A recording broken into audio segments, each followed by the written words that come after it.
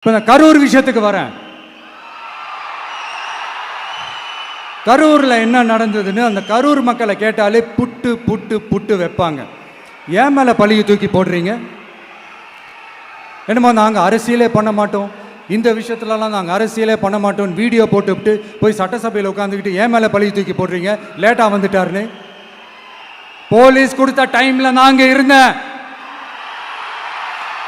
நாமக்கல்லேருந்து கரூர் வர வழியில் இருந்த மக்கள் எல்லாரையும் நான் என்ன அம்போன்னு விட்டுட்டு வர சொல்றீங்களா? நாமக்கல்லேருந்து கரூருக்கு நான் எப்படி வந்தேன், எவ்வளவு நேரத்தில் வந்தேன், உலகமே லைவ்ல பார்த்துக்கிட்டு இருந்தது. வாய் கூசாம ஏன் மேல பழி தூக்கி போடுறீங்க? ஒரு மனசாட்சின்றது வேணாம்?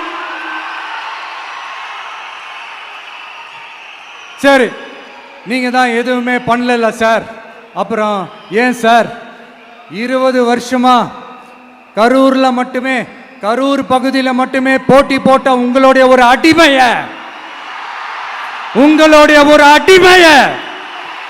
ஏன் கோயம்புத்தூர் வரைக்கும் ஓட வச்சீங்க?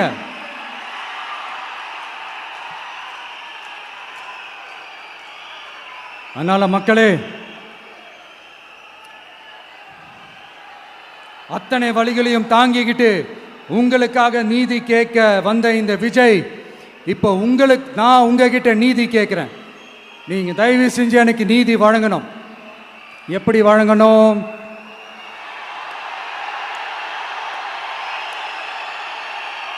நாளைக்கு ஏப்ரல் 23ஆம் தேதி சும்மா காலங்காத்தால பக்காவா ரெடி ஆயிட்டு ஓட்டர் ஐடி கார்டை கையில எடுத்துக்கிட்டு வீட்டில் இருக்கிற சாமியெல்லாம் நல்லா கும்பிட்டுட்டு உங்க பக்கத்து வீட்டுக்காரங்க, ஏத்து வீட்டுக்காரங்க, அங்கிள் ஆண்டி எல்லாரையும் சந்தோஷமா கூட்டிட்டு முதல்ல பூத்துல போய் நின்று அந்த விசில் சின்னத்துக்கு நேரா இருக்கிற அந்த பட்டனை ஒரு அழுத்துங்க.